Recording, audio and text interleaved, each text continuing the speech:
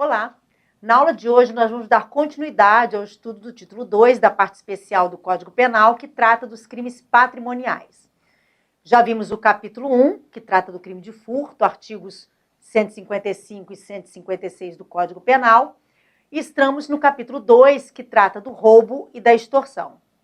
Já falamos sobre o roubo, artigo 57, estamos adentrando ao estudo da extorsão, artigos 158 e 159 e 160 do Código Penal. O artigo 158 trata da extorsão e nós já falamos sobre algumas peculiaridades relacionadas ao caput, no que diz respeito a ser majoritariamente crime formal e não material.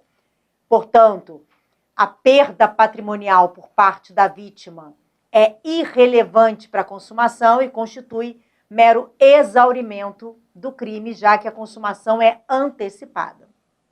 Vimos, portanto, a súmula 96 do STJ e vimos que o artigo 158, diversamente do 157, apesar deles terem a mesma pena, a mesma gravidade, no artigo 158 não há previsão para violência imprópria, o que ocorre no 157, e na extorsão, para a obtenção da vantagem, o sujeito ativo depende do comportamento do sujeito passivo. E aí paramos na última aula, no parágrafo 1º do artigo 158, que traz duas circunstâncias que majoram a pena do crime de extorsão. Se o crime for cometido por duas ou mais pessoas e quando há emprego de arma. Pode mostrar o slide, por favor? Em relação a cometimento por duas ou mais pessoas, aqui, como o legislador não trata de concurso, há controvérsia se pelo menos dois dos concorrentes teriam que executar o núcleo, o verbo do tipo, para incidir a circunstância majorante. Então, se eu e você decidimos extorquir alguém, mas somente eu vou ao encontro desta pessoa para constrangê-la, parte defende que não teríamos esse aumento de pena.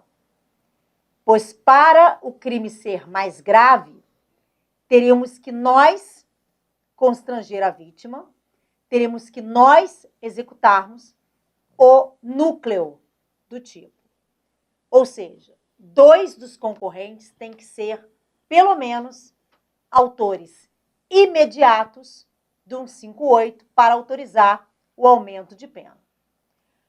Majoritariamente, defende-se que, na verdade, o legislador está aumentando em razão do concurso de pessoas. Então, independentemente de quantos autores imediatos e partícipes, autores imediatos, intelectuais, haverá o aumento de pena se houver o concurso de duas ou mais pessoas no crime de extorsão. Um outro ponto também aqui é a questão da possibilidade de concorrer o 158 majorado com, por exemplo, o crime do artigo 288 do Código Penal. É que nos crimes chamados associativos, como é o 288, 288-A, temos também o crime organizado, temos o 35 da Lei de Drogas, que é associação para o tráfico. Então, nos crimes associativos, é elementar o concurso de pessoas. Então, quando um crime, os associados, eles executam, praticam os crimes pelos quais se associaram, sempre vai ter controvérsia quando nos crimes praticados houver aumento de pena pelo concurso de pessoas. Então, se uma associação criminosa ou milicianos, né? O 288, 288-A, por exemplo, respondem pela extorsão, eles vão ter o aumento de pena, já que o concurso de pessoas está sendo ali punido como tipo penal autônomo, ou isso seria um bis in idem? E não pode haver bis in idem. Então, sempre que o concurso de pessoas for circunstância majorante de um crime, vai ter esta controvérsia, esse conflito com os crimes associativos. A outra majorante prevista aqui no parágrafo 1º do 158 é o emprego de arma. Nós já tivemos oportunidade de falar desta majorante no crime de roubo, artigo 157, na última aula. Entretanto, lá nós vimos que houve, nos últimos anos, nos últimos 10 anos aí, algumas alterações quanto ao emprego de arma. Isso não aconteceu no crime de extorsão. E mais, o crime de extorsão, ele não faz diferença entre a arma ser de uso permitido ou ser de uso restrito das Forças Armadas ou de uso proibido.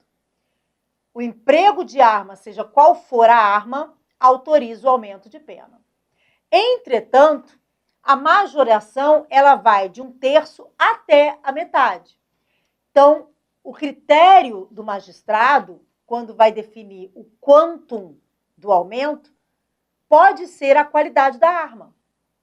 O sujeito que é condenado pela extorsão com emprego de arma de uso proibido, com certeza vai ter uma majoração que se aproxima da metade ou até mesmo metade, diferentemente do sujeito que praticar extorsão com emprego de uma arma de uso permitido. Também pode-se observar aí a questão do porte, no caso da arma de uso permitido, e não somente a espécie de arma de fogo. Lembrando que a palavra arma está no singular se referindo à quantidade. Basta uma arma empregada para autorizar o aumento de pena, ainda que tenhamos aí uma arma de uso proibido, de uso restrito ou de uso permitido. Aqui é qualquer tipo de arma, inclusive, O arma no singular não está se referindo à qualidade. Só um tipo de arma autoriza o aumento de pena. Não. Está se referindo à quantidade. Basta uma. Então, aqui cabe arma própria, também chamada de vermelha, e arma imprópria, também chamada de branca. Lembrando que alguns doutrinadores colocam ainda a arma de fogo como uma terceira espécie de arma e não como uma subespécie da arma própria ou vermelha. Lembrando que a arma própria ou vermelha é aquela fabricada para ofensa e para defesa. Diferente da arma imprópria ou branca, que é aquela que não é fabricada com esta destinação, mas pode ser utilizada para esse propósito, sem problema nenhum. Bom, além disso, o que autoriza o aumento não é ter arma, é empregá-la, é apontá-la na direção da vítima. A mera ostentação, como, por exemplo, arma na cintura, dizer que tem uma arma, não é suficiente para autorizar a majorante. É preciso que a arma seja apontada na direção da vítima. E temos aquela questão pertinente à arma de brinquedo e ao simulacro de arma. Discussão essa que gira em torno do motivo pelo qual o emprego da arma faz com que a pena seja maior. Se o motivo for a potencialidade lesiva, arma de brinquedo e simulacro não podem autorizar o aumento da pena, porque elas não teriam esta potencialidade. Por outro lado, se o que faz o crime ser mais grave é o aumento da ameaça, o temor aumentado, agravado da vítima, em razão de estar diante de uma possível arma apontada na sua direção, então, se a questão é o temor, mesmo sendo uma arma de brinquedo, mesmo sendo um simulacro de arma, autorizaria o aumento de pena, desde que, comprovadamente, a vítima acreditou que o sujeito estava ali com uma arma de verdade apontada na sua direção.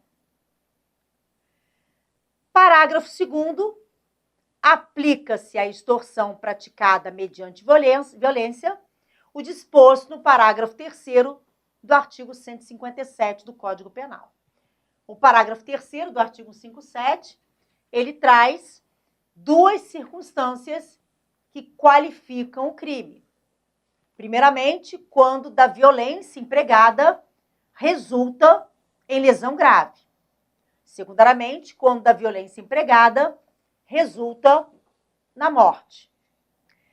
Essas duas circunstâncias qualificadoras, elas admitem não somente culpa no consequente, mas também o dolo no consequente. Então, são formas qualificadas pelo resultado que admitem dolo e dolo mais culpa, sendo essa última modalidade chamada de préter doloso ou préter intencional. E aí, quando nós vimos o parágrafo 3º do 157, nós vimos comprovadamente, através da matemática, que, mesmo havendo dolo na lesão grave, aplicar-se-á a qualificadora e não concurso de crimes. Mesmo havendo dolo na morte, aplicar-se-á a qualificadora e não o concurso de crimes. E com isso, tanto a lesão grave quanto a morte, quando resultam da violência empregada, qualifica o crime, portanto, é crime único, mas com a pena maior. Isso vale também aqui para o 158, parágrafo 2º, que remete ao parágrafo 3º. Então, na extorsão, quando da violência resultar em lesão grave, seja um resultado doloso ou culposo, a pena vai ser de 7 a 18 anos, além da multa. E se resultar em morte, ainda que seja dolosamente, de 20 a 30 anos, além da multa. Esse parágrafo 2º, ele é originário do 158, então, mesmo com as mudanças de 2018 no parágrafo 3º do 157, não impede que se aplique ao artigo 158 as circunstâncias qualificadoras. Só tomem cuidado porque latrocínio é uma palavra que indica o roubo com resultado morte. A extorsão com resultado morte, apesar de estar no parágrafo 3º, inciso 2 do 157, não pode ser chamada de latrocínio, tá? Latrocínio é só o roubo que resulta em morte. A extorsão que resulta em morte não tem essa nomenclatura, não se chama latrocínio. A pena é a mesma, a gravidade é a mesma, mas a nomenclatura latrocínio é somente para o roubo com resultado morte. No mais, o que a gente viu em relação ao parágrafo 3º aplica-se efetivamente aqui também na extorsão. Inclusive aquela discussão das 4 modalidades. Eu vou até colocar aqui para vocês verem, da última aula. Essas 4 possibilidades. Só que em vez de subtração, bota constrangimento.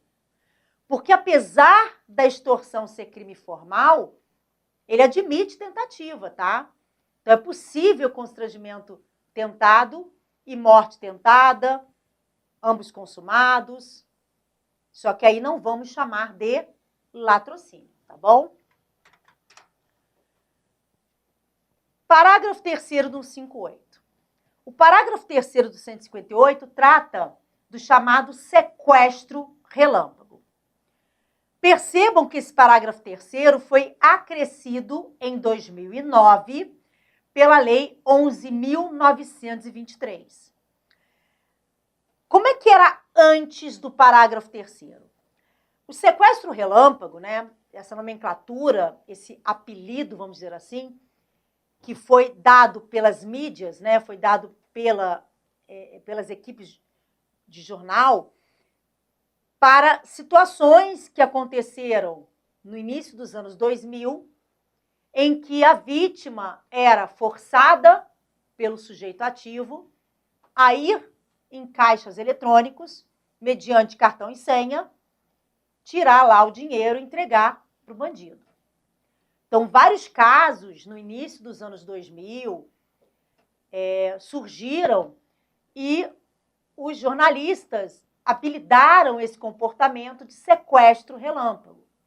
Então, nós tínhamos a todo tempo nos jornais indicando ali esse comportamento que eles chamaram de sequestro relâmpago, e depois a doutrina e a jurisprudência adotaram. Só que somente em 2009 é que o legislador acresceu o parágrafo 3º do 158. Então, até a 11.923, que é a lei alteradora, quando essas situações eram levadas ao judiciário, o Ministério Público normalmente denunciava pelo 159, porque nós não tínhamos esse parágrafo 3º. Havia até quem defendia que era um 58, porque a privação da liberdade era tão rápida que não cabia um 59 e aplicava-se um 58 caput. Mas 90% das denúncias eram no 159.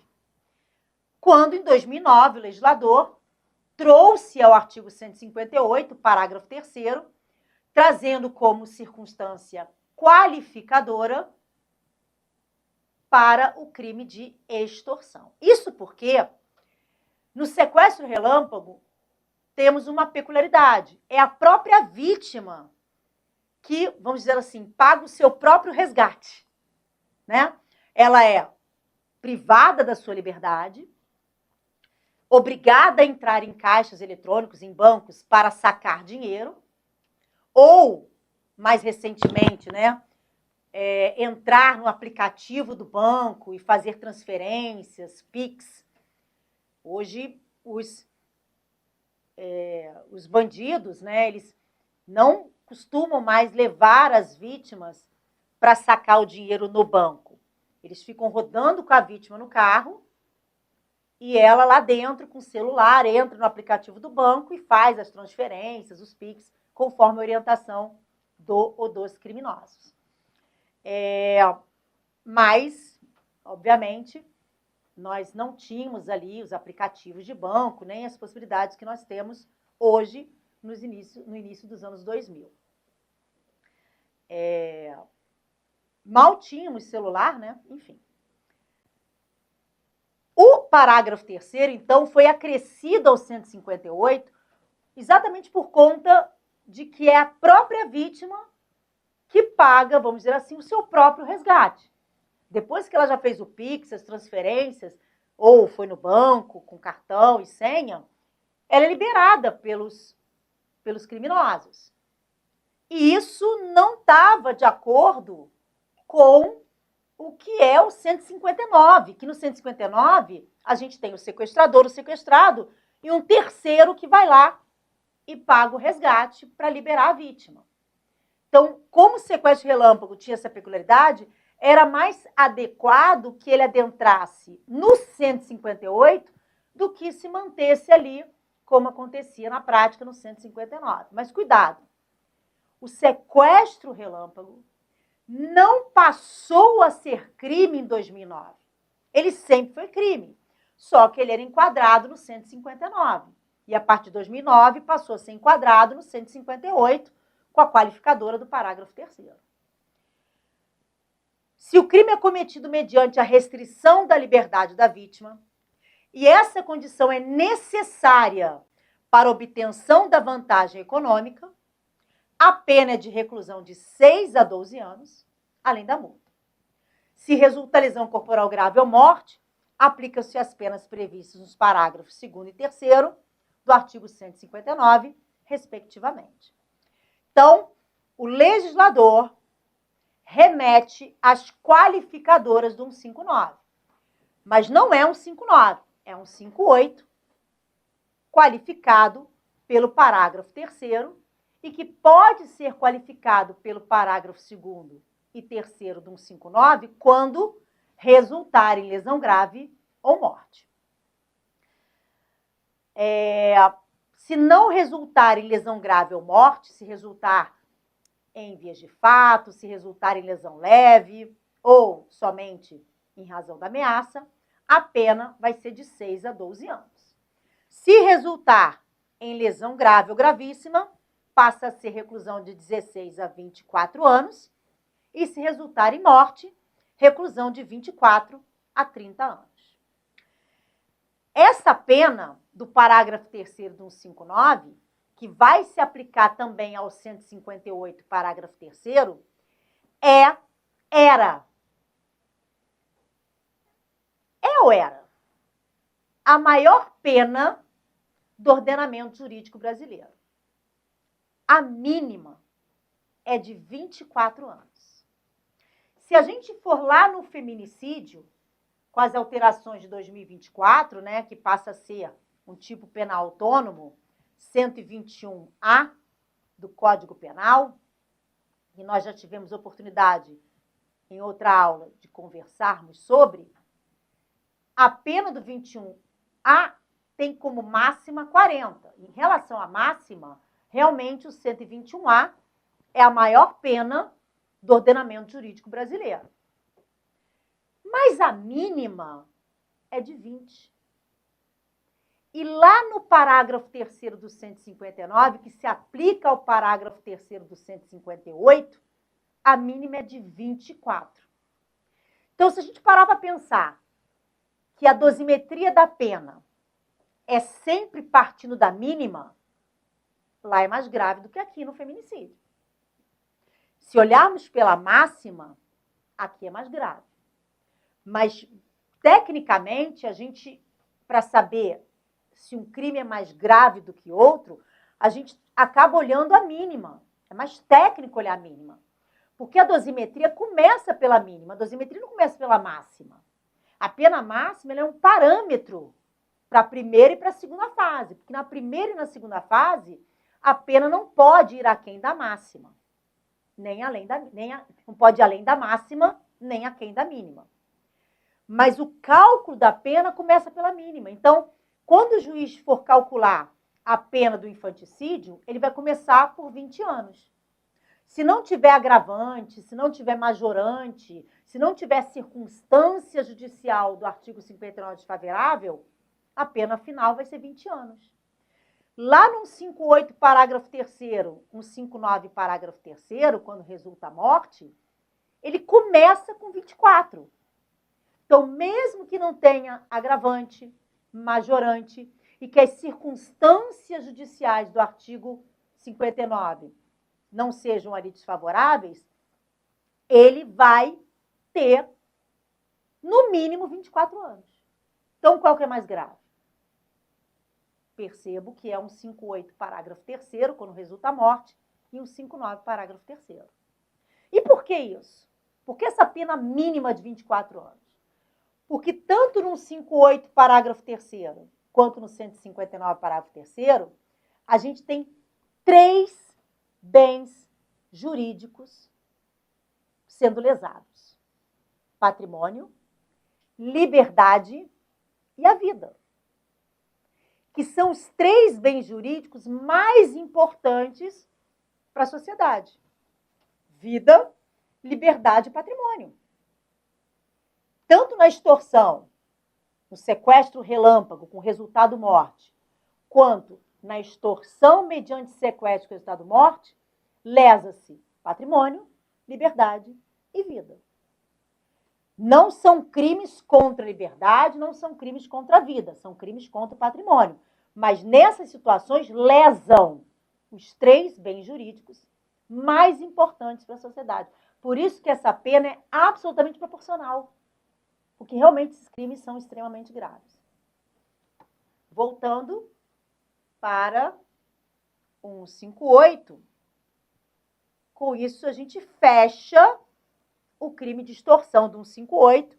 Vamos agora para o crime de extorsão mediante sequestro, artigo 159. Sequestrar pessoa, sublinhem, com o fim de obter, para si ou para outrem, qualquer vantagem como condição ou preço do resgate. Então, primeiramente, nós temos aqui um dolo específico, um especial fim de agir, um elemento especial subjetivo do tipo, que é o de obter a vantagem, qualquer vantagem, que a gente vai falar sobre isso daqui a pouquinho, como condição ou preço de um resgate. Então, para praticar o 159, não basta ter o dolo de sequestrar. É preciso ter também o especial fim de, com isso, obter algum tipo de vantagem. Com isso, a gente observa que a gente tem aqui um crime complexo.